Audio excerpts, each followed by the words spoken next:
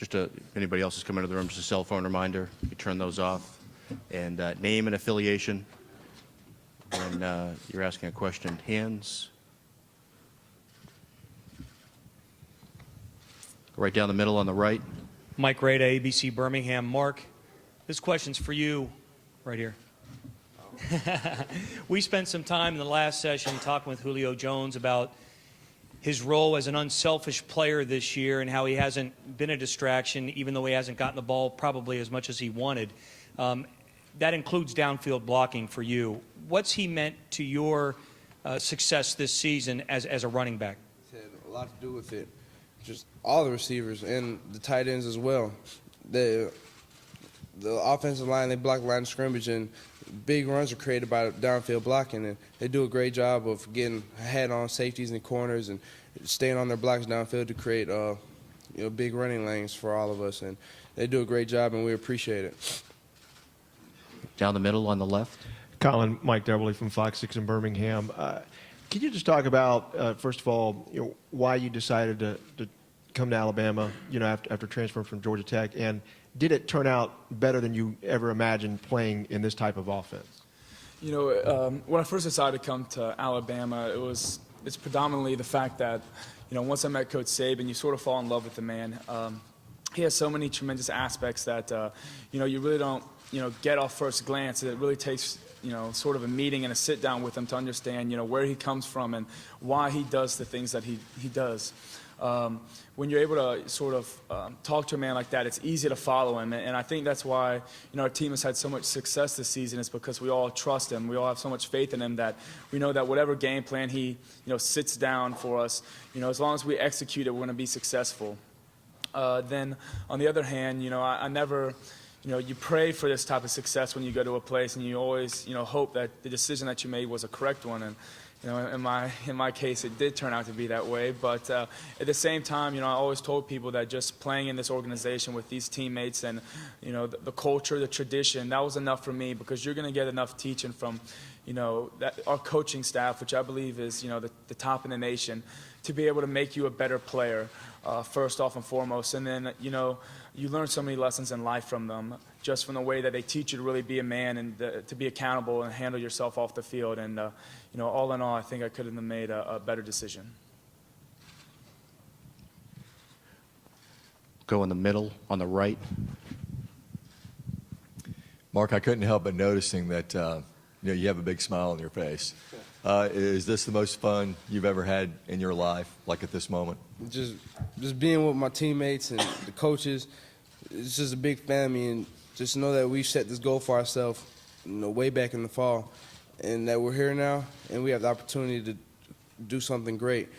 It's just real fun, and I can't think of a better group of guys to do this with, and I'm just enjoying every moment with these guys. And it's real early in the morning, but Peak is one of the funniest guys on our team, and I can't help but to laugh when he's out. Yeah, so. Okay, we'll go on the far left. Mark, can you talk about the role of the offensive line in the award you won, and do you feel like they kind of won it with you in a way? Of course. They were on the field every single time, and just everything that I do starts with them. From the point of attack, they got to get movement, they got to get a push off the ball, because without them doing anything, if they let somebody come through, I can't be successful without them. So everything I've done, all 100%, they deserve some of the award too. And that's why I tried to give them as much praise, as much acknowledgement as I could, because they're kind of like the unsung heroes. They talk about me, but they're never in the picture. They're never on the highlights.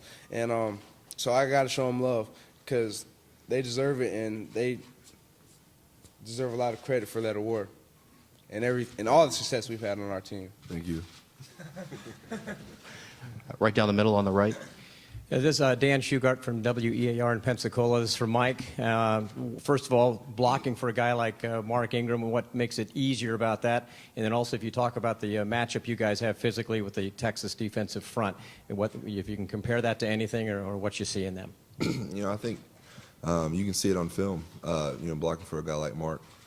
Anytime we're able to get him out in space, we know he's going to make that extra move, get to those extra yards and really fight, for our team to get those extra yards. And when you have a guy of his capability behind you at any times, it's big for us. All we know is we got to open up a hole for him, and he's going to be able to spring a run and fight for those extra yards downfield. And anytime you have a guy like that willing to go that extra mile and make those plays, for your offense downfield, it says a lot of about the way we play. He's done such a great job for our team this year, and he's such a big reason we are where we are. And just talking about the matchup with Texas.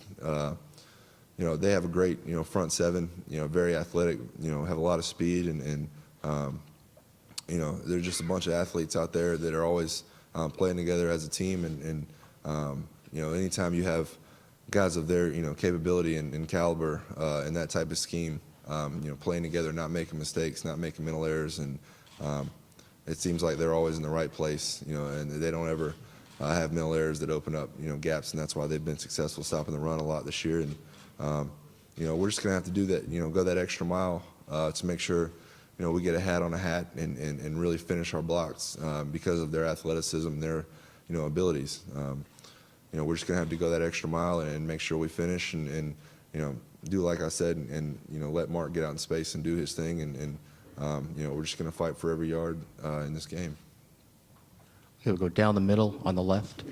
Colin, Mike Devil again from Fox 6 out of Birmingham. Do you try to be the funniest guy on the team, or do they just kind of laugh at your expense?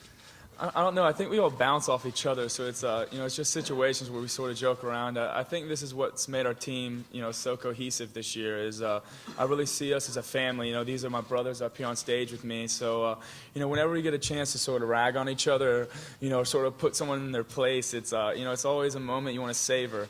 So and then you bring it up later, and it's just a fun it's a fun time. And I think that's what's made us have that unity, like I spoke of, and when you're able to have that chemistry within your offense, which is who I'm with all day, it makes it a lot easier to play with them. It makes it a lot more fun, and you have that accountability factor because you want to do well so your other teammates, your brothers, can have success. And it's a blessing just to be able to block for this guy next to me and play next to Mike Johnson, just because I know that if we do our job up there, then Mark's going to do something great, and then I get to joke on him about it later after the game. So, it's fun, but I think we all bounce off each other. But, I'd love to take the crown as the funny one on the team. So, Down the middle on the left. Yeah, Mark Randy Patrick, WKRG Mobile.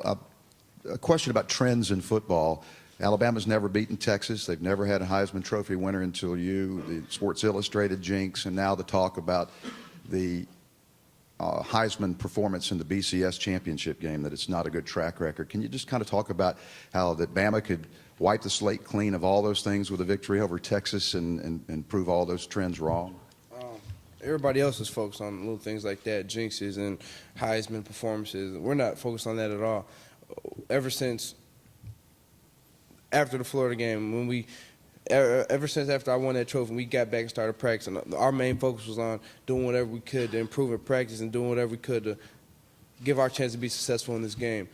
And I'm not too worried about this Heisman jinx or anything like that. I know I have teammates that support me and hold me up, and they have my back, and that makes it a lot easier and a lot more relaxing at the same time. But our main focus ever since we've started practicing has been on Texas, has been on doing whatever we could at practice to better ourselves, give ourselves the best opportunity to be successful in this game. So we're not too worried about all the other stuff. We're just really mainly focused on doing whatever we can to give ourselves the best chance to be successful.